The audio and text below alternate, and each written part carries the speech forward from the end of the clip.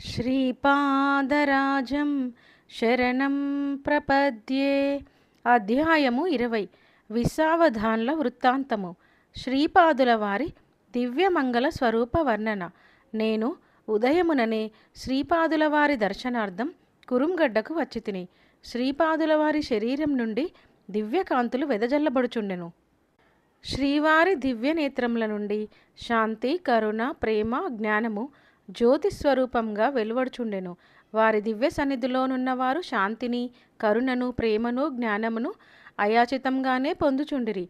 సర్వలోకములకు ఏకైక ప్రభుస్వరూపము నిరాకారతత్వము సాకారమై సగుణమై మానవాకారంతో కళ్ళ ఎదుటనే కనిపించుచుండుటచే ఆనందం, ఆశ్చర్యం నా సమస్త తత్వమును ముంచెత్తుచుండెను. శ్రీపాదుల వారు అనుగ్రహంతో తమ వద్దకు వచ్చి వారికి నమస్కరించుకొనమని మమ్ము సైగ చేసిరి. వారు చేసిన సైగ వెంబడి వారి దివ్యహస్తముల నుండి ఏదియో తెలియరాని శాంతి, ప్రేమ తరంగములు ఉద్భవించి నా మనస్సును, హృదయంను, శరీరంను మరేదో తెలియరాని లోకములకు తీసుకెళ్ళినట్లు అనుభవమైంది.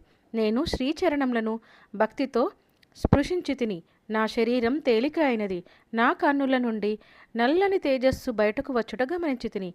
ఆ తర్వాత నా శరీరంలోని సమస్త అంగముల నుండి నల్లని తేజస్సు బయటపడినది. ఆ తేజస్సు అంతయు వికృతమైన నరాకారంను ధరించింది. ఆ ఆకారం స్వయంగా నన్నే పోలి ఉంది. శ్రీపాదుల వారు చిరునవ్వుతో, నీ వలనే ఉన్న ఆ నల్లటి ఆకారం ఎవరో గమనించితివా అని నన్ను ప్రశ్నించారు. నేను, స్వామి, ఆ ఆకారం నన్ను పోలి ఉండుటను గమనించి తిని, కానీ ఆ ఆకారం నా శరీరం నుండి ఎలా బయటపడిందో నాకు తెలియదు. ఆ ఆకారం ఎవరో కూడా నాకు తెలియదు అని జవాబిచ్చి తిని. అంతటా శ్రీపాదుల వారు ఇలా అన్నారు, నాయన, ఆ ఆకారం నీ పాప శరీరం. అతడు నీ పాపమయ పురుషుడు. ఇంకా నీ శరీరంలో మిగిలింది పుణ్యమయ పురుషుడు. ప్రతి మానవ శరీరం నందును పాప పురుషుడును పుణ్యపురుషుడును ఉంటారు. పాప పుణ్యములు రెండింటి నుంచి విడుదల లభించినచో ముక్తియే. బ్రాహ్మణ జన్మనెత్తినవాడు నిష్ఠావంతుడై తన పాప శరీరంను దహించుటయే కాక తన పుణ్యబలంతో తక్కిన వారిని ఉద్ధరింపవలెను. బ్రాహ్మణుడు సత్వగుణ ప్రధానుడై ఉండవలెను. వేదశాస్త్ర విహితమైన కర్మలను తక్కిన వారి చేత ఆచరింపచేయుచు తన జీవనోపాధికి అవసరమైన ద్రవ్యమును మాత్రమే వారి నుండి తీసుకొనవలెను. ఆ రకంగా ద్రవ్యంను తీసుకొనినప్పుడు వారి పాపమును కూడా అప్రయత్నంగానే తీసుకొనుచున్నాడు. ఆ పాపమును తన తపోరూపమైన అగ్నిలో దహించి వేయవలేను. ఆ రకంగా జీవించు బ్రాహ్మణుడు మాత్రమే బ్రాహ్మణ శబ్దమునకు అర్హుడు. అలా కాని ఎడల అతడు జాతి మాత్రం చేతనే బ్రాహ్మణుడు కానీ బ్రహ్మజ్ఞానవంతుడైన బ్రాహ్మణుడు మాత్రం కాజాలడు. మా మాతామహులైన బాపనారుల వంటి వారును, మా పితృదేవులైన అప్పలరాజు శర్మ వంటి వారును సద్బ్రాహ్మణులు అనిపించుకున్నారు. మా మాతామహి రాజమాంబయును, మా మాతృదేవి సుమతి మహారాణియును పరమ పవిత్రులు. అటువంటి వారి స్మరణ మాత్రం చేతనే జీవుల శరీరం నందలి వేల పాపములు తక్షణం పలాయనం చిత్తగించును. ఈ మాటలను పలికి శ్రీపాదుల వారు క్షణకాలం మౌనముద్ర వహించిరి. చేతి వ్రేళ్లతో తమ భ్రూమధ్యమమును తాకి తమ కుడి హస్తంను చాచిరి. వారి అరచేయి నుండి ప్రకాశవంతమైన వెలుగు ఉద్భవించెను. తక్షణమే హోమమునకు కావలసిన పవిత్ర వస్తువులు ఉద్భవించెను. కొన్ని మధుర ఫలములు, పుష్పములు కూడా ఉద్భవించెను. తదుపరి కాంచనము, రజతము ఉద్భవించెను. ఆ తదుపరి నవరత్నములు ఉద్భవించెను. అటు తదుపరి దివ్యాగ్ని ఉద్భవించెను. నా శరీరం నుండి వెలువడిన పాపపురుషుడు మహాభయకంపితుడై అరుచుచుండెను. శ్రీపాదుల వారు తమ నేత్రముల కదలికతో పాపపురుషుని దివ్యాగ్ని యందు పడి దగ్నం కావలసిందని ఆజ్ఞాపించిరి. వాడు అయిష్టంగానే ఆ అగ్ని యందు పడెను. నా శరీరం నందంతటను మంటలు ఉద్భవించెను. నేను, స్వామి, నేను దహింపబడుచున్నాను, రక్షించండి, రక్షించండి అని అరుచుచుంటిని. శ్రీపాదుల వారి దివ్యనేత్రముల నుండి కాంతి తరంగం ఒకటి నన్ను తాకింది. నా శరీరం శీతలమయ్యను. హోమాగ్ని పాపపురుషుణ్ణి కాల్చివేసింది. నా శరీరం నందు రకరకాలైన విద్యుత్తులు ఉద్భవించినవి. నా కుండలిని జాగృత మగుటను గమనించి తిని. నా నాడీ స్పందన ఆగిపోయెను. హృదయ స్పందనం ఆగిపోయెను. నేను సమాధి స్థితిలోనికి జారుకుంటుని. మధ్యాహ్న సమయమైంది. ఆనాడు గురువారం. శ్రీపాదుల వారు స్నానం ఆచరించి భక్తజన పరివేష్టితులై ఉండిరి. భక్తజనులు సమర్పించిన భిక్షాన్నంను శ్రీపాదుల వారు తమ దివ్యహస్తంతో స్పృశించిరి. తమ కమండలం నుండి జలంను భక్తజనులపై ప్రోక్షించిరి. అష్టదిక్కులయందు కొంత అన్నంను బలిగా ఉంచారు. కోటి కోయిలల కమ్మని స్వరంతో నన్ను పేరు పెట్టి పిలిచారు. అందరినీ భోజనం చేయండని ఆజ్ఞాపించిరి. నన్ను తమకు సమీపంగా రమ్మని ఆదేశించిరి. క్షణకాలం కనులను మూసుకొని తిరిగి కనులను తెరిచి నా వైపు తమ విలాస దృక్కులను సారించిరి. వారి చేతిలో రజత పాత్ర ఒకటి ఆవిర్భవించింది. దాని నిండుగా హల్వా అని పిలువబడు ఉత్తర దేశ వంటకం ఒకటి ఉంది. అది శ్రీపాదుల వారికి ఇష్టపాత్రమైన వంటకము. శ్రీపాదుల వారు శంకరభట్టు, నన్ను నా భక్తులు తమ భక్తి పాశములతో బంధించెదరు.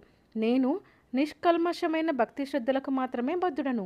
శ్రేష్ఠి గారి ఇంట వారి ధర్మపత్ని వెంకట సుబ్బమ్మ ఈ వంటకమును నా నిమిత్తమై తయారు చేసి నేను ఆరగించిన తదుపరి మాత్రమే భోజనం చేసేదనని ప్రతిజ్ఞ బూనినది. వారి మనవరాలు లక్ష్మీవాసవి నా చేతికి రక్షాబంధనం కట్టింది. నా భర్త జాతకం నందు మారక యోగమున్నదని జ్యోతిష్యులు అనుచున్నారు. నేను నీకు రక్షాబంధనం కట్టిన మాట యథార్థమేనని నీవు ఈ ప్రసాదంను స్వీకరించి నన్ను సుమంగలిగా ఆశీర్వదించవలసిందని పట్టుపట్టి నిరసన దీక్ష చేపట్టింది. నాకు వేరే గతేముంది? చిరంజీవి లక్ష్మీవాసవిని లక్ష్మీ సౌభాగ్యవతిగా ఆశీర్వదించి పుష్పములను, గాజులను, కుంకుమను ప్రసాదించి తిని మా అమ్మమ్మ వెంకట సుబ్బమ్మ ప్రేమతో తయారు చేసిన హల్వాను నా వెంట తెచ్చి తిని ఈ మధుర ప్రసాదం అనేక జన్మల నుండి సంప్రాప్తమగుచుండిన మహాపాతకములను నిర్మూలించును. నా భక్తుల ఇంట నాకు నివేదన చేయబడిన ప్రసాదంను నేను స్వయంగా సూక్ష్మ కిరణముల ద్వారా స్వీకరించుదును. అయితే శ్రేష్ఠి గారి ఇంట పండినది మహాప్రసాదం కావున నేను స్వయంగా భౌతికంగా స్వీకరించుచుంటిని. నీవును ఈ ప్రసాదంను స్వీకరించవలసింది అన్నారు. ఆ ప్రసాదం యొక్క మాధుర్యంను వర్ణించుట ఎవరితరము? ప్రసాదం నందు కొంత భాగమును పైకి విసిరారు. అది నభోమండలంలో ఎచ్చటికో పోయెను. మరికొంత ప్రసాదంను తమ అరచేతిలో జారవిడిచిరి. అప్పుడచ్చటి భూమి బద్దలై ప్రసాదంనకు దారి ఇచ్చెను. ప్రసాదం భూమిలోనికి వెళ్ళిన తదుపరి బ్రద్దలైన భూమి మరల యథాస్థితికి వచ్చెను. అచ్చటనున్న ప్రసాదంను తక్కిన భక్తులు కూడా వాంఛించిరి. శ్రీపాదులు ఎవరిని నిరాశపరచు అవతారం కానే కాదు. ఎందరికి పెట్టినను అది ఇంకనూ అక్షయమగుచుండెను. ఇంతలో పద్మశాలి కుల సంభవుడైన గురుచరణుడను భక్తుడు వచ్చెను. శ్రీపాదుల వారు అతనికి కూడా ప్రసాదం పెట్టారు. ఆ రజిత పాత్రను కృష్ణానదిలోనికి విసిరివేశారు. తర్వాత శ్రీపాదుల వారు పద్మశాలీలు మార్కండేయ గోత్రం వారే. కారణాంతరమున వారు మాంసభక్షులయ్యారు. నా సన్నిధిలో కారణం లేని కార్యము జరగనేరదు. గురుచరణ, నీవు ఎన్నియో రోజుల నుండి నాకు ప్రసాదంను నైవేద్యంగా పెట్టుచు శ్రీ గురుచరణములే సర్వదా శరణు శరణు అనుచు పవిత్ర జీవనంను గడుపుచున్నావు. ఈనాడు శ్రీ గురు కరకమలముల నుండి మహాప్రసాదంను పొందగలిగితివి.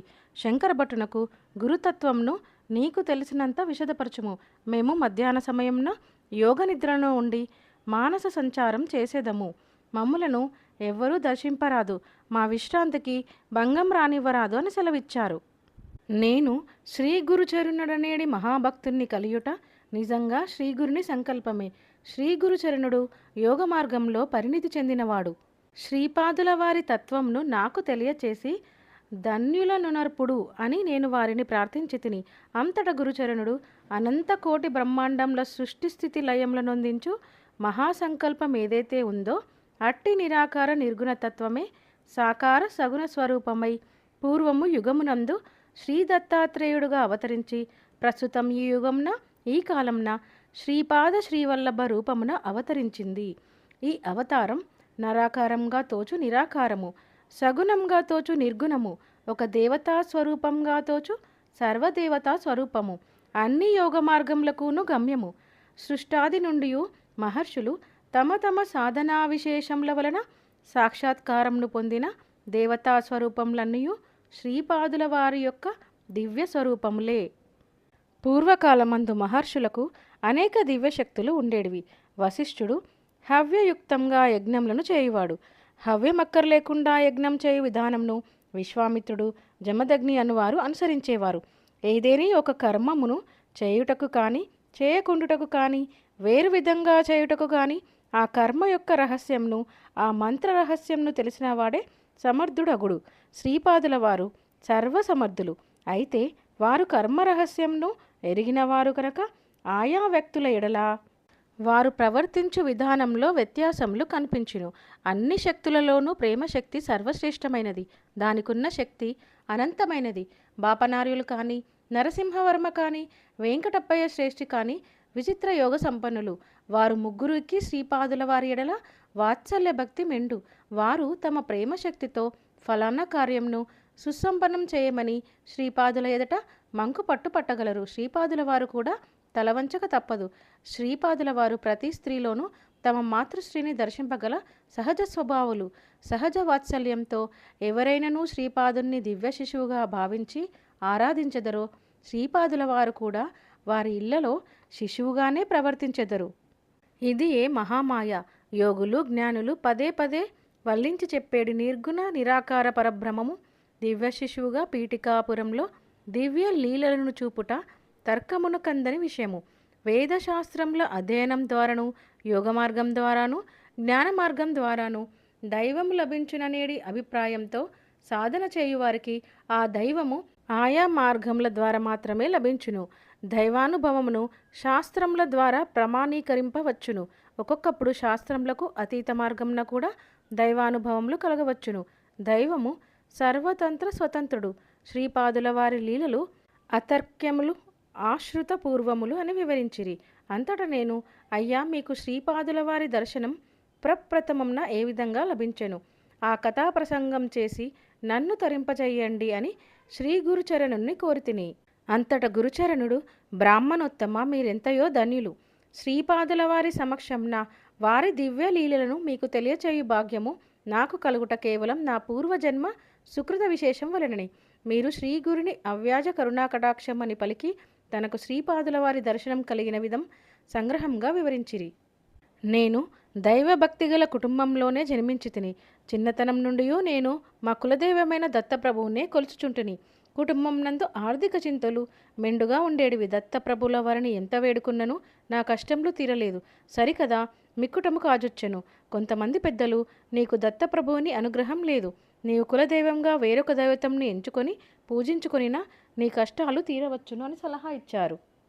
నేను కూడా ఏ దైవంను కులదైవంగా ఎంచుకున్నా నా కష్టములు కడుతేరుతాయని తలంచుచూ నిద్రపోతిని. కలలో భయంకరాకారుడైన కసాయి వాణిని చూశాను.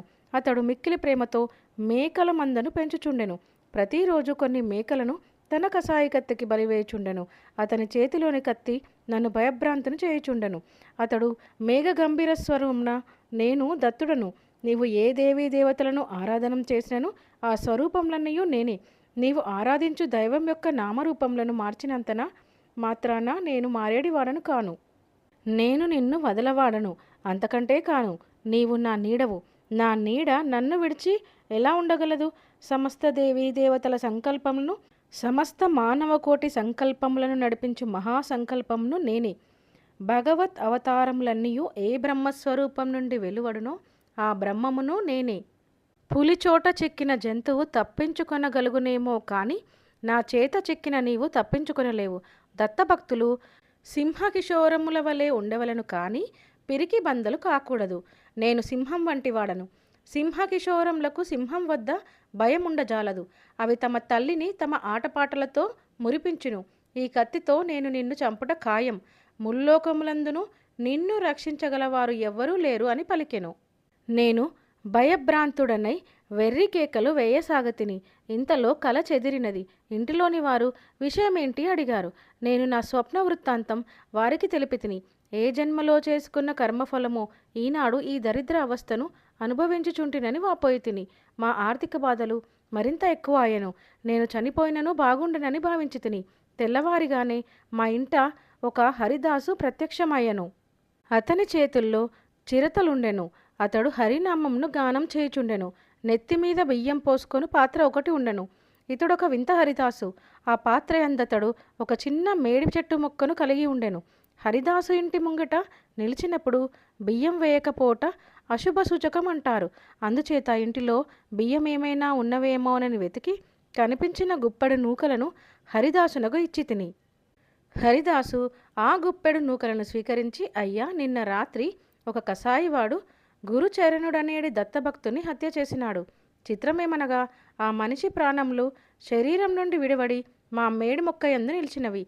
ఔదంబర వృక్షమూలంన దత్తాత్రేయుల వారు ఉందిరని ప్రమాణము. ఈ మొక్క సామాన్యమైనది కాదు. గోదావరి మండలంన శ్రీపీఠికాపురమను మహాక్షేత్రం కలదు. అచట స్వయంభూదత్తుడు శ్రీపాద శ్రీవల్లభుడనేడి మారు వేషంన తిరుగుచుండునని ప్రతీతి. శ్రీవల్లభుల వారి మాతామా గృహమున ఉండు ఔదంబర వృక్షం యొక్క సంతతి ఈ మొక్క మీ ఇంట నాటి సర్వశుభములను పొందుము అని పలకగా నాకు తల తిరిగిపోయినట్లయింది. అంతటా నేను హరిదాసుతో, అయ్యా, గురుచరుణుడు అనేవాడను నేనే. నేను హత్యకు గురి కాలేదు. నేను దత్తభక్తుడని. నేను స్వప్నంన కసాయివాణిని చూశాను. అతడు తన కత్తితో నన్ను సంహరించదనని చెప్పాడు.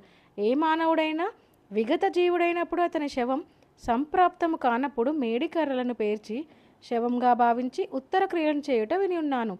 అంతేకాని ఒక మనిషి ప్రాణంలను ఔదంబర వృక్షంలోనికి ఆకర్షించి అదే సమయంలో అదే మనిషి యందు ప్రాణంలను నిలుపుట ఎచటనూ వినలేదు, కనలేదు అన్నాను. ఔదుంబర వృక్ష మహిమ. అంతట హరిదాసు బిగ్గరగా నవ్వి, నీవు చెప్పునది నిజమే కాదనను. ఈ సృష్టి యొక్క మర్మమంతయును ఆదిగురుడైన దత్తప్రభువునకు మాత్రం అవగతం. ఉత్తర క్షణంలో వారు ఏమి చేయ సంకల్పించెదరో సప్తర్షులు కూడాను గ్రహింపజాలరు. అట్టిది నీవెంత నేనెంత.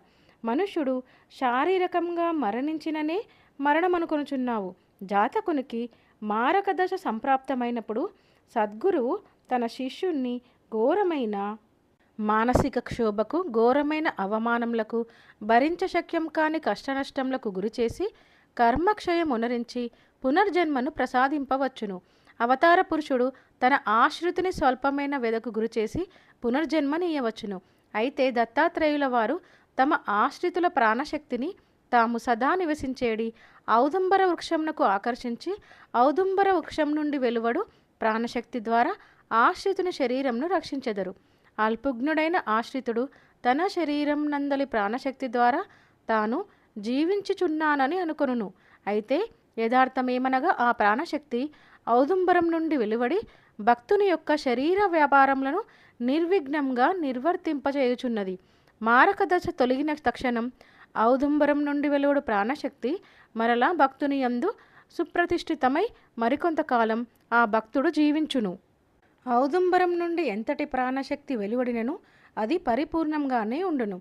దానికి కారణం శ్రీ దత్తాత్రేయుల వారు ప్రతి ఔదుంబర వృక్షమూలమున సూక్ష్మరూపంగా సుప్రతిష్ఠితులై ఉండుటయే అని విశదపరచెను. నాకు హరిదాసు చెప్పినదంతయు ఆశ్చర్యంగా ఉండెను.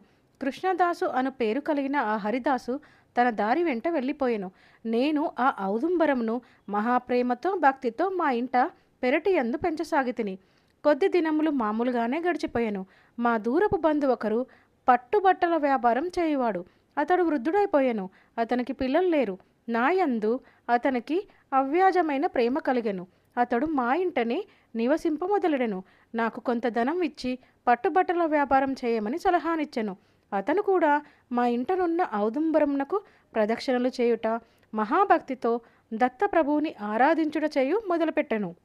మా ఇంట ఏమి ఇబ్బందులు తల ఎత్తినను ఔదుంబరమునకు ప్రదక్షిణ చేసి ఆ వృక్షరాజమునకే మా బాధలు చెప్పుకునేవారము. మా ఆవేదన దత్తప్రభువుకి చేరేది. మా బాధలు ఊహించని విధంగా తీరేవి. దత్తాత్రేయుల వారికిను మాకును మధ్య స్నేహవారిదిగా ఔదుంబరము ఉండేది. అయ్యా, దత్తభక్తులకు ఔదుంబర వృక్ష సేవనము అత్యంత ముఖ్యమైన విధి. ఔదుంబరము గృహమునందున్న దత్తాత్రేయుల వారు సాక్షాత్తు మన ఇంట ఉన్నట్లే. ఔదుంబరం యొక్క మహిమను ఎంత వర్ణించనను అది తక్కువే అగును. పాపకర్మల ఫలితముగా ముళ్ళ చెట్టుగా జన్మించుట. నేను నా వ్యాపార నిమిత్తం ఓడ్ర దేశంనకు పోవుచు నా అదృష్టవశమున పీఠికాపురంనకు చేరి శ్రీ బాపనార్యుల ఇల్లు కనుగొంటిని. అప్పుడు శ్రీపాదుల వారు బాపనార్యులతో కలిసి పెరటి యందు ఉన్నారు. వారి పెరట్లో ముళ్ళ చెట్టు ఒకటుంది. శ్రీపాదుల వారు దానికి శ్రద్ధగా నీరు పోయిచున్నిరి.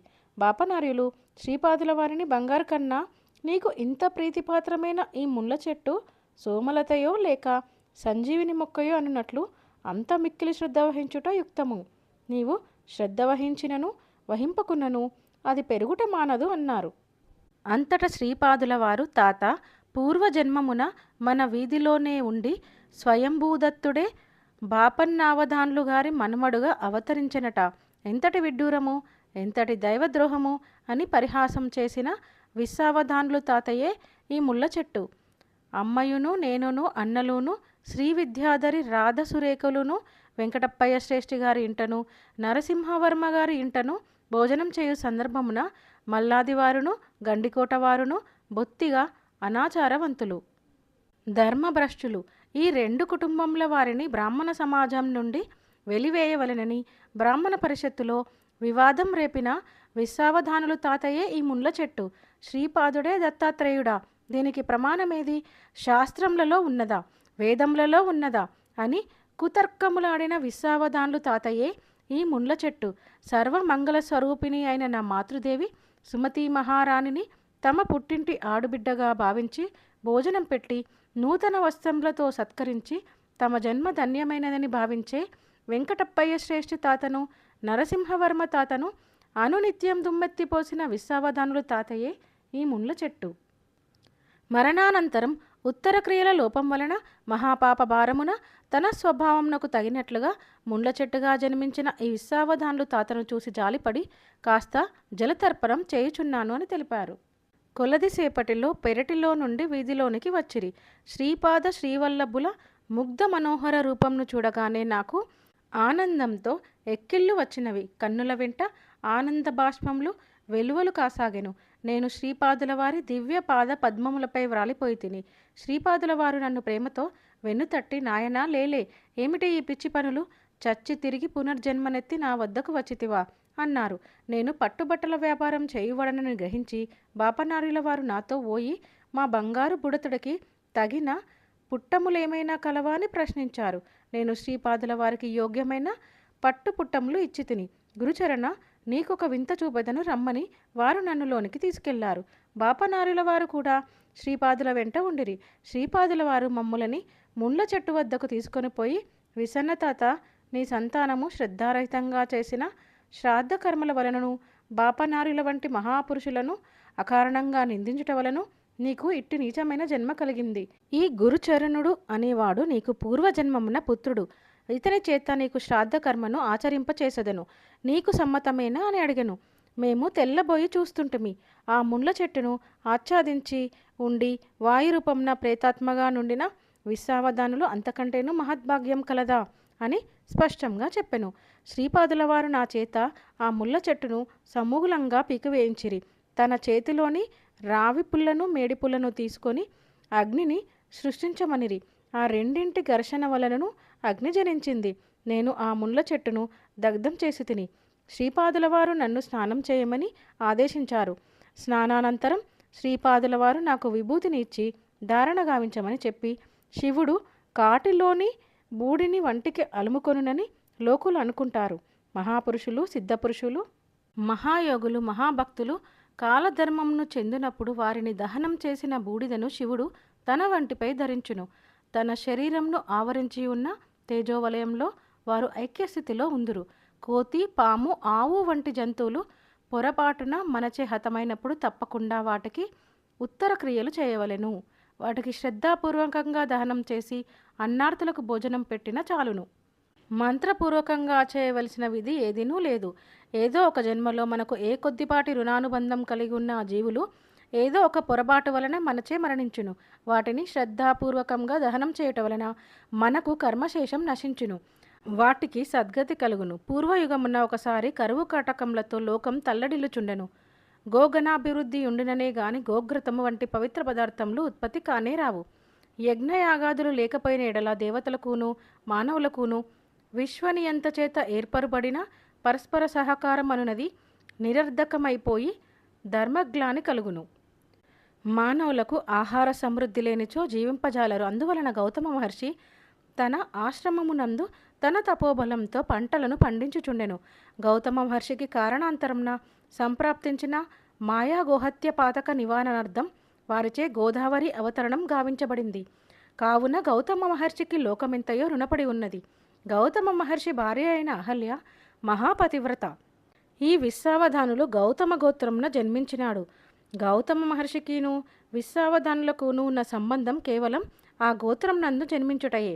ఇది అత్యంత స్వల్పమైన రుణానుబంధమే అయినను త్రేతాయుగంలో ఇదే పీఠికాపురంలో సావిత్ర కాటక చయనంలో గౌతమ మహర్షి కూడా పాల్గొని ఉన్న కారణములను విశ్వావధాన్లు అదృష్టవశంన పీఠికాపురంన జన్మించుటయే కాక అత్యంత దుర్లభమైన నా దర్శనంను కూడా పొంది ఉన్న కారణం చేత అయోగ్యునకు కూడా అవ్యాజకరుణతో సద్గతిని ఈ దత్తుడు ప్రసాదించగలడనేది లోకమునకు వ్యక్తం కావలసిన తరుణం వచ్చుట చేతను ఈ సంఘటన జరిగింది.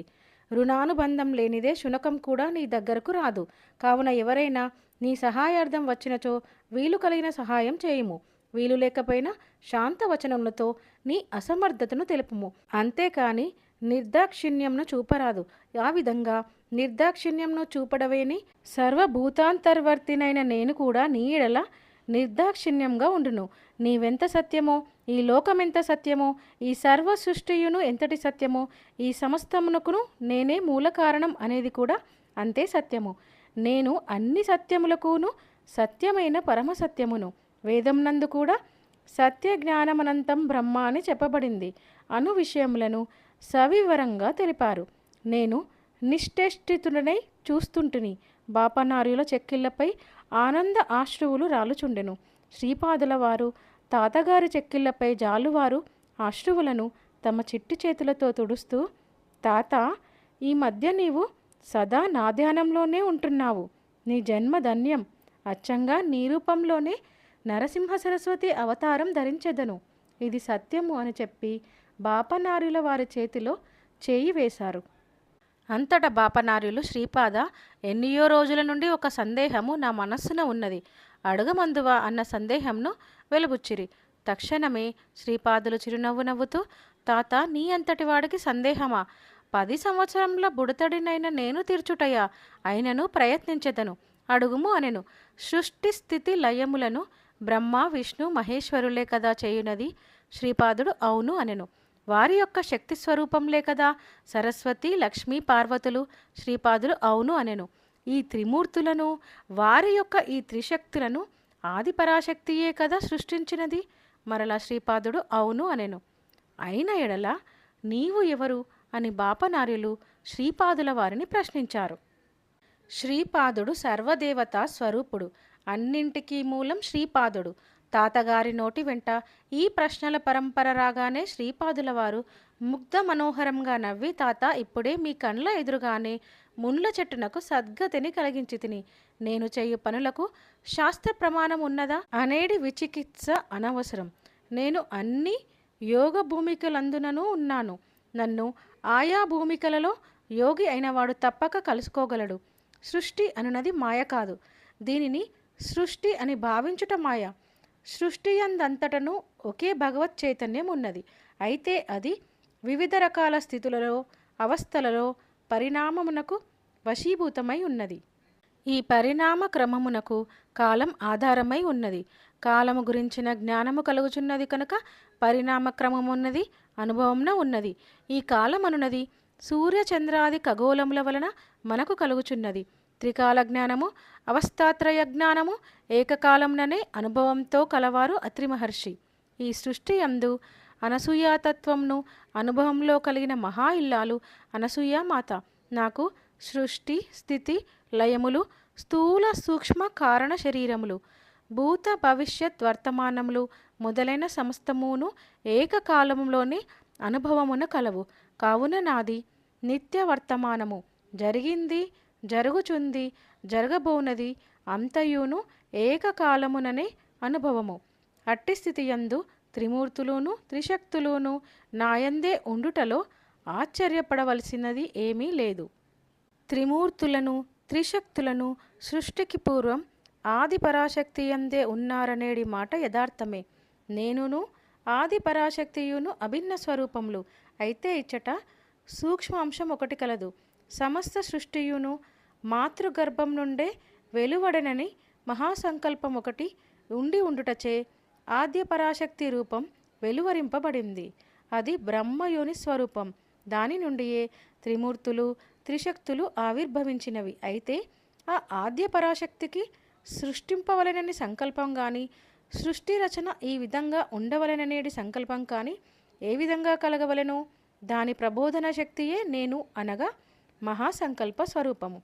ఆ మహాసంకల్పంను అనుసరించియే ఆద్య పరాశక్తి ఆవిర్భవము, త్రిమూర్తులు మరియు త్రిశక్తుల ఆవిర్భవము. ఆ మహాసంకల్ప స్వరూపమే పరమ గురుస్వరూపము. ఇది అత్యంత రహస్యమైన విషయము. ఆ మహాసంకల్ప స్వరూపంనకు సంకల్పం కలిగిన వెంటనే సిద్ధించును. సంకల్పం కలుగుట, అది సిద్ధించుట ఏకకాలంలోనే జరుగును. అన్ని శక్తులను అరికట్టగలిగేడి మూలశక్తిని నేనే. సృష్టి యందు మాతాశిశు సంబంధం, పితాపుత్ర సంబంధం, భార్యాభర్త సంబంధం, అన్నా చెల్లెల సంబంధం అనివార్యమైనవి. ఈ పవిత్ర సంబంధములను ఆదర్శంగా నిరూపించుటకే దేవీ దేవతా స్వరూపములు ఆవిర్భవించినవి. జీవుడు మాయలో నుండేడి శక్తి. నేను మాయకు అతీతమైన మహాశక్తిని. మాయాశక్తియును మహాశక్తియును యోగశక్తి వలన మాత్రమే కలుసుకొనుట జరగగలదు. ఆద్య పరాశక్తిగా కానీ మూలదత్తునిగా కానీ ఆరాధించినప్పుడు త్రిమూర్తులను త్రిశక్తులును అంతర్లీన స్థితిలో ఉండును. ఈ దైవ సంబంధములును వాటి తత్వములును ఆయా స్థితుల అనుభవములును కేవలం సాధనా సంపత్తి కలిగిన వారికి అవగతమగును. శ్రీపాదుల వారిని ఆరాధించు వారి యొక్క సమస్త పాపములు హరింపబడును. మృగం వద్దకు పోయి సంస్కృత వ్యాకరణము బోధించుట నిష్ప్రయోజనము. మృగము సంస్కృత వ్యాకరణము నేర్చుకొనవలెనన్న ఆ నీచ జన్మ నుండి విముక్తమై మానవ జన్మ నుండి తగిన సమర్థత కలిగిన వ్యక్తి నుండి అది నేర్వవలెను. నేను ప్రతి జీవితోడను అంతర్గతంగా సంబంధమును కలిగి ఉండుటచే జీవుల సంస్కారములను మలినములు వారి నుండి స్వీకరించి ప్రతినిత్యం స్నాన జపాదుల వలన వాటిని దగ్ధం చేసి జీవుల పరిణామమునకు తోడ్పడుచుండును. వాస్తవమునకు నేను పూజ సలుపనవసరం లేదు. నన్ను ఆరాధించు వారి అనేక పాప సంస్కారములను నా యందు ఆకర్షించుకొని మన ఇంట కులదైవంగా ఉన్న కాలాగ్ని శమన దత్తుని స్థూల పూజ చేసేదను. ఆ పూజ చేయటం వలన కలిగేటి మహాఫలమును నన్ను ఆరాధించు వారికి దారపోసేదను. కర్మ చేయనిదే ఫలితమిచ్చుటకు వీలు లేదు. కనుక తపశ్చర్యాది మహాపుణ్య కర్మలను నేను ఈ శరీరంతో ఆచరించెదను. నేను అనంత చైతన్యంను కనుక నేను చేసేడి కర్మలకు సద్య ఫలితములు కలుగును కనుక ఆ ఫలితములను వెంటనే వారి వారి యోగ్యతానుసారం కలగజేస్తును. అందువలననే నాది ఆది గురుస్వరూపము. తల్లిదండ్రుల ఆస్తిపాస్తులకు బిడ్డ ఏ విధంగా హక్కుదారుడై ఉన్నాడో గురువు యొక్క తపశ్శక్తికి ఆ గురువు యొక్క శిష్యులు కూడా వారసులై ఉన్నారు. భగవద్గీతలో కూడా కర్మ చేయుట అనివార్యమనే విషయము తెలియచేయబడింది. నా అవతారమునకు సమాప్తి లేదు. దత్తుడనైన నేను సులభ సాధ్యుడను. తక్కిన దేవతలు భక్తులు చేసిన తపస్సుతో సంతుష్టులై వరములను ఇచ్చెదరు. అయితే గురుస్వరూపమైన దత్తుడు తన శిష్యులు వరమున పొందుటకు అడ్డుగా ఉండేడి దుష్టశక్తులను దురదృష్ట శక్తులను తన తపోశక్తితో పరిహరించి వారిని అనుగ్రహించు పరమకారుణ్య స్వరూపము. తాత అందువలనే నన్ను స్మృతి మాత్ర ప్రసన్నుడని అంటారు. సమస్తములైన గురువుల రూపంలో ఉన్నది నేనే. ఇది మహాకరుణతో అవతరించిన పరమగురు స్వరూపం కనుక అవతార పరిసమాప్తి లేదు. నా భక్తుని పిలుపు నాకు చేరిన తక్షణమే నేను జవాబు ఇచ్చేదను. నా భక్తుని నుండి పిలుపు ఎప్పుడు వచ్చునా అని నేను నిరీక్షించుచుందును. నా భక్తుడు నా వైపు ఒక అడుగు వేసినా నేను నా భక్తుని వైపు 100 అడుగులు వేచెదను. నా భక్తులను కంటికి రెప్పవలే కాపాడి అన్ని విపత్తుల నుండి బాధల నుండి కాపాడుట నా సహజ నైజము అని బాపనారుల వారికి శ్రీపాదుల వారు దివ్యోపదేశములు చేసితిరి. అంతటా నేను ఆ మహాగురువులను మహాప్రభు సోమలత గురించియు సోమయాగం గురించియు నేను కర్ణాకర్ణిగా వింటిని. దయచేసి దాని వివరములను తెలపవలసిందని అడిగితిని. అంతటా శ్రీపాదుల వారు సోమలతనే సంజీవిని మూలిక అని అందరని చెప్పి నీకు దానిని చూడవలననున్నదా అని అడిగిరి. నేను అవునంటిని. వెంటనే వారి చేతి యందు సంజీవిని మూలిక ప్రత్యక్షమైంది. దానిని నాకు బహుమానంగా ఇచ్చారు. అది వారి దివ్య ప్రసాదంగా ఈనాటికి నా వద్ద పూజామందిరంలో భద్రంగా ఉంది. శ్రీపాదుల వారు ఈ సంజీవిని వనమూలికలు హిమాలయ పర్వత శ్రేణులలోను కాశ్మీరులోని మానస సరోవరంలోను సింధు నది ఉద్గమ స్థానం దగ్గర మల్లికార్జున ప్రభు నిత్య నివాసమైన శ్రీశైల పర్వతం వద్దను సహ్యాద్రి మహేంద్ర దేవగిరి వింధ్యా పర్వత శ్రేణి బద్రి అరణ్య ప్రాంతంలందును లభ్యమగుచున్నవి. దీని ప్రభావం వలననే లక్ష్మణుడు మూర్ఛ నుంచి కోలుకొనినాడు. దీనిని సేవించుట వలన ఎన్నో రోగముల నుండి విముక్తి లభిస్తుంది. దీని లేపనం వలన ఆకాశగమనం అనేది సిద్ధి కలుగును. కండరములు బలపడుటకును, నేత్రకాంతి పెరుగుటకు, శ్రవణ శక్తి పెరుగుటకు ఇది ఎంతో దోహదకారి. దీని ప్రభావం వలన అగ్ని వలన కానీ, జలము వలన కానీ, విషం వలన కానీ ఏ రకమైన భయమును దుఃఖమును కలగజాలవు. దీని వలన అనమాద్యష్ట సిద్ధులు కలుగును. ఈ సంజీవిని మొక్క శుక్లపక్షం మొదలుపెట్టినప్పటి నుండి ఒక్కొక్క రోజు ఒక ఆకు చొప్పున జనించుచు పౌర్ణమి కాగానే ఆ కొమ్మకు 15 ఆకులు వచ్చును. కృష్ణపక్షం మొదలు కాగానే ప్రతిరోజు ఒక్కొక్క ఆకు రాలిపోయి అమావాస్య నాటికి అన్ని ఆకులు రాలిపోయి ఎండిపోవును. ఎండిపోయిన ఈ చిన్న కర్రను నీళ్ళలో తడిపి రాత్రి గది అందుంచితే దాని నుండి వెలుగు కనిపిస్తూ ఉండును. సహ్యాద్రి పర్వత శ్రేణి, భీమశంకర పర్వతముల దగ్గర క్రూరముగాలు ఈ సంజీవిని మూలికను కాపలా కాయుచుండును. అర్ధరాత్రి అమావాస్య రోజున దివ్యకాంతిలో వెలుగొందే ఈ మూలికను గుర్తుపట్టగలిగే వీలుండును.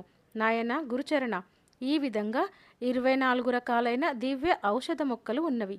ఇవి అన్నీయూ చాలా పవిత్రమైనవి. వీటిని ఆశ్రయించుకొని దేవతాశక్తులు ఉండును. అందుచేత పవిత్రములైన వేదమంత్రములను ఉచ్చరించుచు అత్యంత వినమ్ర భావమున వీటిని తవ్వి తీసుకొనవలసింది. ఆ 24 దివ్య ఔషధ మొక్కలు: సోమ, మహాసోమ, చంద్రమ, అంశుమాన్, మంజువాన్, రజితప్రభు, దూర్వా, కనియాన్, శ్వేతాన్, కనకప్రభ, ప్రతానవాన్, లాల్ వృత్త, కరధీర, అంశవాన్, స్వయంప్రభ, రుద్రాక్ష, గాయత్రి, ఏష్టం, పావత, జగత్, శాకర్, అనిష్టం, రైక్త, త్రిపద గాయత్రి అని తెలిపారు. నేను శ్రీపాదుల వారి నుండి సెలవు తీసుకొని పీఠికాపురం నుండి బయలుదేరితిని. నేను శంకర భట్టునకు ఈ వృత్తాంతంను వివరించుట పూర్తి కాగానే మహాగురువుల మానస సంచారం పూర్తి అయినట్లుగా వారి దర్శనమునకు రమ్మనమని ఆజ్ఞ అయినది. మేము వారి దర్శనం చేసుకుంటుమి. శ్రీవారి దివ్యహస్తముల నుండి ఫలములను ప్రసాదమును తీసుకున్నాము. తదుపరి శ్రీపాదుల వారు ఇలా అన్నారు: మీరు ఇరువురును కృష్ణ దాటి అవతలి ఒడునకు పొండి. మీరు మాంచాల గ్రామంకి వెళ్ళండి. మాంచాల గ్రామ దేవత మిమ్మల్ని ఆశీర్వదించును. ఆ అమ్మ ఆశీర్వాదం పొందిన తదుపరి తిరిగి కురుంగడ్డకి రండి. మీరు ఎచట ఉన్నను, ఎంత దూరంలో ఉన్నను, నేను మిమ్మల్ని ఎల్లప్పుడూ గమనించుచూనే ఉంటాను. గ్రహింపండి. భవిష్యత్తులో మాంచాల గ్రామము విశ్వవిఖ్యాతమగును.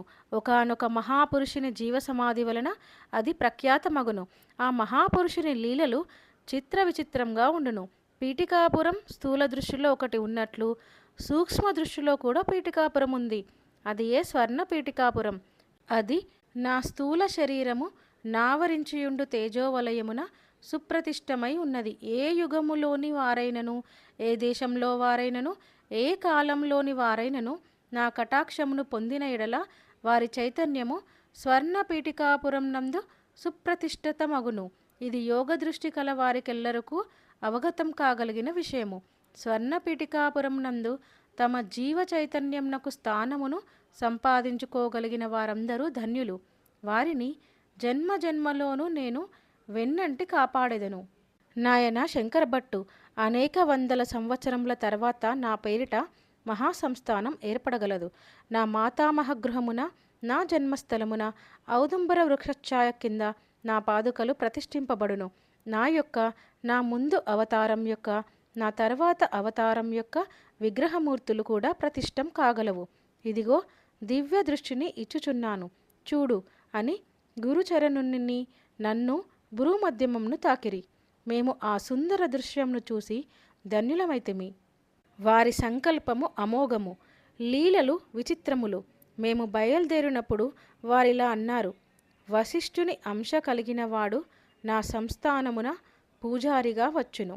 శ్రీపాద శ్రీవల్లభులకు జయము జయము.